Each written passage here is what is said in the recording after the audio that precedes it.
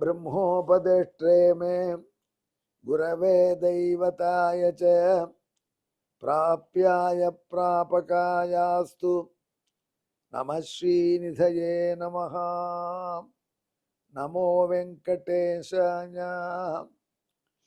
அன்பர்களே வணக்கம்.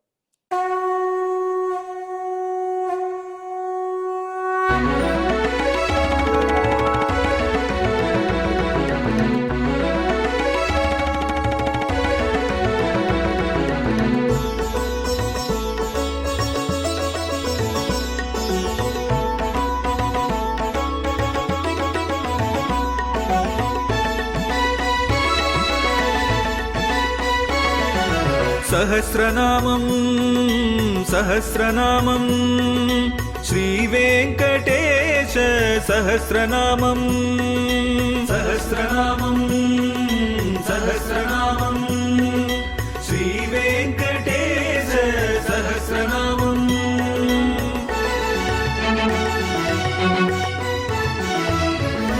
உலகில் கலிவினை தோஷம் அகற்றும் நாமம் சஹஸ்ரநாமம். உயர்வுகளை வாழ்வில் அளிக்கும் நாமம் சஹஸ்ரநாமம். திருமலையில் தினம் அர்ச்சனை நடைபெறும் நாமம் சஹஸ்ரநாமம். திருவேங்கடனின் தரிசனம் காட்டும் நாமம் சஹஸ்ரநாமம். சகஸ்ரநாமம் சகஸ்ரநாமம் श्रीवेङ्कटेश सहस्रनामं सहस्रनामं सहस्रनामं श्रीवेङ्कटेश सहस्रनामं. நாரத பகவான் இதுவரை திருவேங்கடமுடையானுடைய திருநாமங்களை அடுக்கினார். கிருஷ்ணன் வரலாற்றின் அடிப்படையில் எம்பெருமான் எடுத்த தசாவதாரங்களை கணக்கு இடும் பொழுதும் புத்தாவதாரத்தையும் கிருஷ்ணாவதாரத்துக்கு அடுத்தபடி கணக்கிலே வைப்பது சிலர் வழக்கம். ஜெயதேவர் அப்படித்தான் பாடியிருக்கார். மத்ஸ்ய கூர்மோ வராகா நிசிம்மோ வாமனஸ்ததா ராமோ ராமஸ்ச ராமஸ்ச கிருஷ்ண கல்கி ஜனார்தனா என்று ஒரு பழைய கால ஸ்லோகம் மகாபாரதத்தில் இருக்கு. வியாசாச்சாரியார் ஸ்லோகம். பகவானுடைய தசாவதாரத்தை பட்டியல் படுறார். மத்ஸ்யன், கூர்மன், வராகன், நிசிம்மன், வாமனன், ராமன், ராமன், ராமன், கிருஷ்ணன், கல்கி. ராமன் எத்தனை ராமன் அடின்னு 3 ராமன் இருக்கு. அதான் பரசுராமன், தசரத ராமன், பலராமன். இது எம்பெருமானுடைய லிஸ்ட், வியாசர் கொடுக்குற லிஸ்ட். ஆனா ஜெயதேவ கவி அஷ்டபதியில கொடுக்கக்கூடிய லிஸ்ட் வேற. அவர் சொல்றார், அது எம்பெருமான் வேதங்களை தேடினவன், அதுக்கப்புறம் மந்தர மலையை தாங்கினவன், அதற்கப்புறம் பூமியை உத்தரிச்சு கொண்டு வந்தவன், பூகோளம் உத்பிப்ரதே வேதான் உத்தரதே என்று வேதத்தை எடுத்தவன், அதே மாதிரி மந்திரமலையை தரித்தவன், பூகோளம் உத்பிப்ரதே பூகோளத்தையே தூக்கினவன். இங்கே அழகாக பூகோளம் என்று உருண்டை வடிவத்தில் பூமி இருக்குன்னு ரொம்ப அழகாக சொல்றான். தைத்தியம் தாரயத்தே இரண்யகசியை பிளந்தவன், மகாபலியை வஞ்சித்தவன், க்ஷத்திரிகள் அழித்தவன், கருணாமூர்த்தியார் ராமனாக இருந்தவன், பௌலஸ்தியம் சரத்தே. அதே மாதிரி அடுத்தபடிக்கு பலராமனை சொல்லாம அவ கிருஷ்ணாவதாரத்தை சொல்றான். தைத்தியான் வஞ்சயத்தே. ஏன் கிருஷ்ணாவதாரத்துக்கு புத்தாவதாரத்தை சொல்றா அப்படின்னா, நீங்க புத்தருங்கிறவர் யாருன்னா கௌதம புத்தர் ஒருத்தர், அவரால் தோன்றியது புத்த மதம் என்று நினைக்கிறோம்.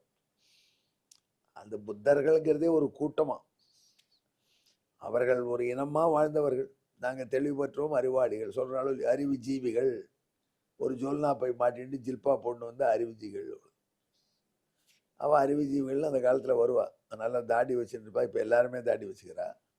ஒரு ஜோல்னா போய் மாட்டிருப்பா, புடி தடித்த சோடா புட்டு கண்ணாடி, ஒரு வெள்ளை சட்டை, கதர் வேஷ்டி. அப்படி வந்தாலும் அவர்கள்லாம் அறிவு ஜீவிகள், புரட்சி செய்ய போறவர்கள். அந்த மாதிரி அந்த காலத்துல பல மன்னர்கள் இருந்திருக்கா. அல்ல பல மன்னர்கள் அவெல்லாம் தங்களை புத்தர்கள் தெளிவு பெற்ற அறிவுடையவர்கள் சொல்லிக்கொண்டார். அதிலே வந்தவர் ஒருத்தர் கௌதம புத்தர். அதனால புத்தாவதாரம்ன்றது ரொம்ப நாளாக புத்தர்களுக்கு கொள்கை நாட்டில் இருந்துட்டு இருக்கு.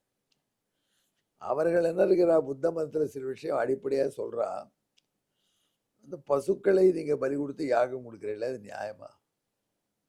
உங்களுக்கு யாகம் கிடைப்பதற்காக பசுக்களை கொள்ளலாமா? அட கொடுக்கறதான் கொடுக்குறான், யாகம் பண்றதுக்கு ஆட்டை தானே பலி கொடுக்குறான். அவனா புலியை பலி கொடுக்குறானா? கேளுப்பா, புலி இவன் கட்டி பலி கொடுக்க போனா இவன் கத்தியான இவன் இருக்க மாட்டான், இவனை பலி போட்டு போயிட்டோம் புலி. அதெல்லாம் ஏமாந்த சோழகிரின்னு ஆடை பலி கொடுத்துட்டு மோட்சத்துக்கு சொர்க்கத்துக்கு போறேன்னு சொல்லிக்கிறேன். அதனால பலி கொடுக்குற பொருளும் இப்படி பல்பஜமா வச்சிருக்கேன். அந்த யாகத்தை பண்ணினால் மோட்சம் கிடைக்கும்னு சொல்றேன். உங்களை மோட்ச வாழ்க்கை அப்படி பசு கொலை பண்ணுகிறீர்கள், இது நியாயமா? அப்படிலாம் கேட்டு மக்களை குழப்பி விட்டு திசை திருப்பது புத்தர்கள் வழக்கம். அந்த புத்தர்கள் வழக்கத்தை அடிபட்டு அந்த புத்தர்களாகவே அவதரித்தவன் பகவான் என்று சொல்கிறார் என்று ஒரு பொருள் கொள்ள வேண்டியது அவசியம். கௌதம புத்தரை மட்டும் சொல்லலைங்கிறதுக்காக அவ்வளவு தூரம் சொன்னேன். அவர்கள் இன்னும் பல ஹேத்துவாதங்கள், அதாவது கடவுளின்மை கொள்கையும் பிரச்சாரம் பண்ணுவார். ஒருத்தர் இறந்து போயிட்டா அவருக்காக திதி வைக்கிறீங்க பைத்தியக்காரா? இங்கிருந்து ஒரு ஆள் இறந்து போன உடனே அவனுக்கு திதி வச்சா அவனுக்கு சாப்பாடு போகும்னு நினைக்கிற நீ. மேல் லோகத்துக்கு போனவருக்கு சாப்பாடு, வேற உலகத்துல போனவருக்கு சாப்பாடு, ஸ்ராத்தம் பண்ணி பிராமணனுக்கு சாப்பாடு போடுற. இது நிச்சயமாக உன் தகப்பனாருக்கு போய் சேருமானால் எதுக்கா நம்ம வீட்டை விட்டு ஒருத்த மாட்டு வண்டியில ஒரு 10 நாள் பிரயாணம் பண்ணி அடுத்த ஊருக்கு போறான்னா அவனுக்கு நாம ஏன் இங்க சாப்பாடு போடக்கூடாது? ஒருத்தனை கூப்பிட்டு, பையன் எங்க அப்பா போயிருக்காரு, கையில சாப்பாடு எடுத்துட்டு போல, உனக்கு சாப்பாடு போடுற அவருக்கு பசி ரூபிடுன்னா உண்பறதா? அப்புறம் ஸ்ராத்தம் எதுக்கு பண்றது? எப்படிலாம் புத்தி பேதம் பண்ணுவார் ஜனங்கள். அப்படி பண்ணார் புத்தர். எதுக்காக இதை செஞ்சார் அவர்? ஏன் பகவானே இப்படி வேதத்துக்கு அகேன்ஸ்டா ஒரு அவதாரம் எடுத்தான்? ஆனா வேதத்தை மிஸ்யூஸ் பண்றவங்க சில பேர் இருந்தாங்க. அவர்களுக்கு அந்த வேதம் பலன் தருது. அவர்களிடமிருந்து வேதத்தையும் மக்களை காப்பாற்றுவதற்காக செஞ்சான். ஆமா, அசுரர்களே சில பேர் என்ன பண்ணிட்டா, அவர்கள் வேதத்தின் அருமை உணர்ந்து யாகங்களை பண்ண தொடங்கினார். அசுரர்கள் ஒரு காரியம் செய்ய ஆரம்பிச்சா ஒன்னுட்டு வச்சுக்கோங்க, அது எண்டு வரைக்கும் பார்த்துருவோம். அசுர சாதகம்னு சொல்லுவா, பேட்டுக்கடா. பாட்டு பாடுறதுக்கு முன்னாடி ப்ராக்டிஸ் பண்ணுவான். அவ்வளோ பெர்ஃபெக்டா பாடுவோம் போய். அந்த சாதனைக்கு அசுர சாதனம் பண்ணார் சார். அப்பேற்பட்ட அசுரர்கள் காரியம் செஞ்சா பிடிச்சு என்ன செஞ்சிருவார். அசுரர்கள் சில பேர் யாகம் பண்ணிட்டு இருக்கா. அவர்கள் பண்ற யாகத்தினாலே அசுரர்களுக்கு சிலவித சக்திகள் வருது, பகவதனுங்கிற ஒண்ண வேண்டி வருது. அதனால அவர்கள் எப்படியும் கை ஓங்கிறது, தேவனுடைய கை கீழே விழுறது, அப்படி பண்றா. அதனால அசுரர்களுக்கு பலம் கொடுக்கக்கூடிய வேள்வியை செய்யக்கூடிய அசுரர்கள் வேள்வி செய்வதை நிறுத்த வேண்டும் என்று தீர்மானித்தான் பகவான். அதை திருத்துவதற்கு ஒரு அவதாரம் எடுத்தான். ரொம்ப அழகா இருப்பானா. ஆனா வயசானது, கையில் ஒரு விசிறி, ஓலைச்சுவடி, இதோட கூட நகருக்குள்ள வந்தான். அசுரல் நகர கள்ள வேடத்தை கொண்டு புறம் புக்க வாரும் அப்படிங்கிறார் ஆழ்வார். அசுரல் கேபிட்டலுக்கு வந்தான். பார்த்தா ரொம்ப பெரியவர் வந்திருக்கார். முகத்துல என்ன பொலிவு, என்ன தெளிவு. தங்கள் உபதேசத்தை கேட்கிறேன்னா முதல்ல இந்த யாகத்தை நிறுத்து. ஏயா அக்னியில போய் ஹோமம் பண்ணினா அது அப்படியே பகவானுக்கு போகணும், அக்னிக்கு போகுமா ஐயா? இங்கேதான் பஸ்மம் ஆயிடுது. அப்படி இந்த குச்சி அக்னியில போட்டா அது எரிஞ்ச ஒரு உணவாகும்னா குச்சி தான் சாப்பிட்றாரு அவரு. மோசமா இருக்கு, மனுஷனோட அவ்வளோ பஞ்சமாகுது என்றெல்லாம் அவர் எடுத்து சொன்னார். அங்கங்க கூட்டத்தை கூட்டி அவர் சொல்றது எல்லாருக்கும் பிடிச்சு போயிடுது. அப்படி அழகா பேசினார். அப்பா, இவர் தான் புத்தர், தெளிந்தவர், எனவே புத்தாயிரமா என்று எல்லாரும் சொல்லி அவர் கட்சியில சேர்ந்துட்டார். யாகம் மட்டும் நிறுத்திட்டா. அவர்களை யாகம்தான் பாதுகாப்பாக இருந்தது, இப்ப நிறுத்திட்டாளா? அதனால தேவர்கள் அவளை வெற்றி பெற்றார்கள். பேலன்ஸ் சரியாயிடுச்சு. தேவர்களை வெற்றி பெறும்படியா பகவான் செஞ்சு கொடுத்தான் புத்தாவதாரத்தினால். சுவாமி, அசுராலையும் கொஞ்சம் நல்லவன் தான், அவனையும் கெடுக்கணுமா? பகவான் பண்ணலாமான்னு சில பேர் சந்தேகப்படுவா. பகவான் என்ன பண்ணுறான், அசுராலையும் சில பேர் நல்லவா இருந்தால் அவளை ஹெல்ப் பண்ணுறான். இரண்டேஸ்வர பிள்ளை பிரகலாதனை காப்பாற்றலையா? ஆனால் அசுர சமுதாயத்துக்கு தேவ சமுதாயம் போல் வலிமை வந்துடும்படியா அசுரல் நடந்து கொண்டதை பகவான் கட்பிடி விட்டான். ஏன்னா எல்லா அசுரர்களும் நல்லவர்கள் அல்ல, எல்லா தேவர்களும் நல்லவர். அதனால செஞ்சு கொடுத்தான் என்று இந்த திருநாமத்தின் அடிப்படையிலே, இந்த வரலாற்றின் அடிப்படையில் இந்த திருநாமம் வருகிறது. ஆக இப்பொழுது நாம் இந்த திருநாமத்துக்கு பின்னணியான ஸ்லோகத்தை உங்களுக்கு சொல்கிறோம்.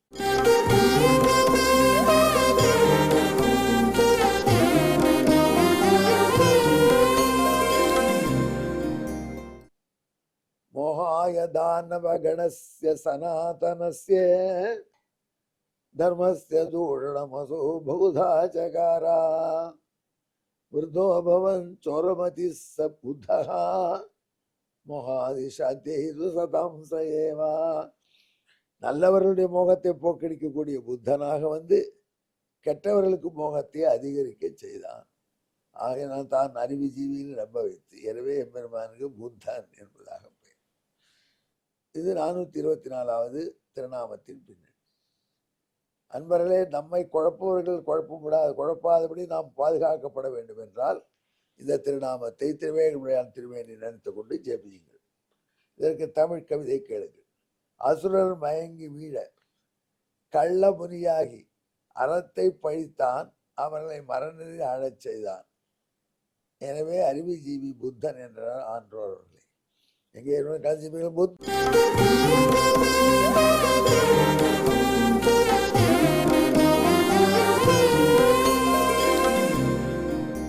தாய நமஹா. நமோ வெங்கடேசாய. நன்றி, வணக்கம்.